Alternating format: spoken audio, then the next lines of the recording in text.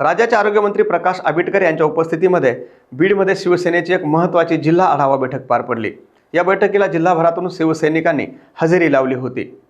शिवसेना संघटना अधिक बळकट करण्यासाठी आणि मजबूत करण्यासाठी राज्यात आढावा बैठकी घेतल्या जात आहेत।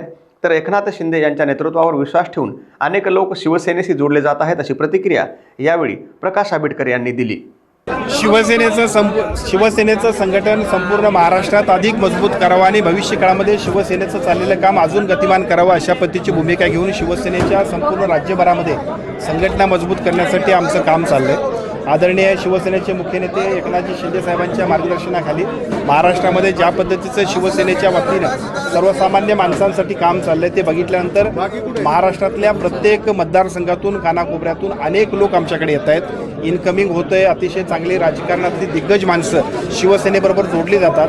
कालच्या विधानसभेला जे चित्र होतं त्याच्यापेक्षा सुद्धा दररोज आपल्याकडे होत असणारे प्रवेश बघितल्यानंतर शिवसेना हा भविष्यकाळामध्ये अजून चांगल्या पद्धतीनं सक्षम अशा पद्धतीनं भक्कमपणानं सक्षमपणानं महाराष्ट्रात आपली ताकद उभा करेल अशा पद्धतीचं चित्र आहे।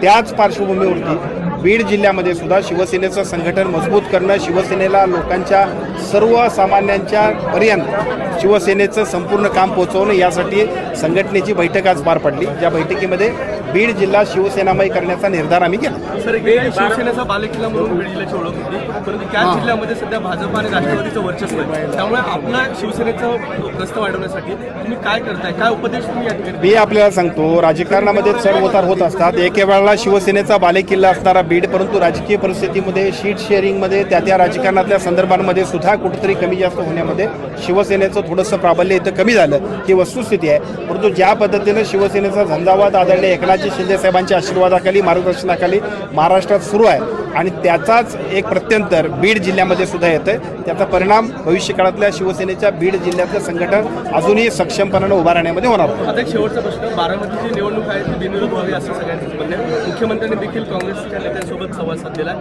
तुम्ही नेते आहात, त्याच्यामुळे तुम्हाला हा प्रश्न ज्या पद्धतीची घटना घडली ती घटनाच महाराष्ट्राला अजूनही त्यातनं आपण सावरलेलो नाही।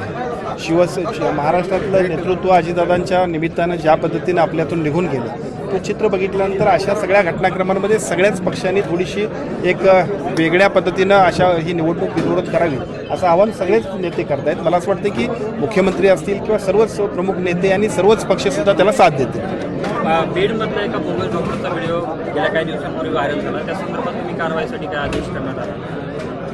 सार्वजनिक आरोग्य विभागाच्या कामामध्ये कुठेही जर चुकीची गोष्ट असेल तर त्याच्यावरती सक्त कारवाई केली जाईल याची प्रत्यंतर गेल्या वर्षभरामध्ये आमच्या विभागाचा आणि महाराष्ट्रातल्या जनतेला सुद्धा होतं। त्यामुळे हे सुद्धा काम जे चुकीचं करणारे लोक असतील त्यांच्यावरती कारवाई तात्काळ होईल। बीडमध्ये आज बीडच्या जिल्हा रुग्णालयाच्या गाडीचं साम्राज्य उंदीर त्या ठिकाणी संपूर्ण सोनोग्राफी सेंटरमध्ये फिरत असल्याचे व्हिडिओ आले होते, त्याच्या बातमी प्रकाशित झाल्या, त्या संदर्भात काही संबंधित लोकांना सूचना करणार? जे चुकीचं काम असेल, खरं तर मनुष्यबळ असेल, स्वच्छता असेल, यासाठी इतके चांगले पैसे आम्ही देतो आणि अशा वेळेला जर काही दुर्लक्ष होत असेल तर एका बाजूला तो कॉन्ट्रॅक्टर ब्लॅकलिस्टेड होईल, पण त्याच्यापेक्षा सुद्धा आमचे अधिकारी सुद्धा त्याला कारवाईला पात्र आहेत।